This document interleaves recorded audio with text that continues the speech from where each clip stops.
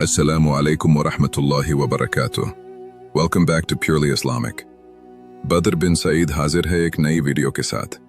मेरे प्यारे दोस्तों, आज की मसरूफ जिंदगी में हम सब सुकून तलाश कर रहे हैं, मगर क्या हमने कभी सोचा कि सुकून कहाँ मिलता है? आइए सुनते हैं एक ईमान अफरोज फरमान नबवी सल्लल्लाहु अलैहि वसल्लम। रसूलुल्लाह सल्लल्लाहु अलैहि वसल्लम ने फरमाया कि अल्लाह ताला फरमाता है, मेरे जिक्र के लिए वक्त निकालो, मैं तुम्हारे कामों में बरकत अता करूंगा, और अगर तुम ऐसा न करो तो दुनिया के कामों की कसरत तुम पर इस कदर मुसल्लत कर दूंगा कि तुम्हें कभी फुर्सत न मिलेगी और तुम सुकून से महरूम हो जाओगे।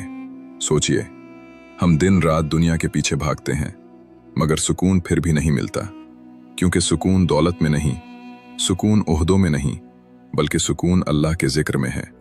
जब बंदा अपने रब को याद करता है तो रब उसके दिल को इत्मीनान से भर देता है, उसके वक्त में बरकत देता है और उसके बिखरे काम संवार देता है। जरा रुक कर सोचें, क्या हमने आज अपने रब को याद किया? क्या हमने अपने दिल को जिक्र से जिंदा किया? आइए आज से अहद करें, दिन में चंद लम्हे अल्लाह के जिक्र के लिए जरूर निकालेंगे, क्योंकि जिस दिल में अल्लाह का जिक्र बस जाए वो दिल कभी बेसुकून नहीं रहता। अल्लाह ताला हमें अपना जिक्र करने वाला, अपना शुक्र अदा करने वाला और अपनी मोहब्बत में जीने वाला बना दे।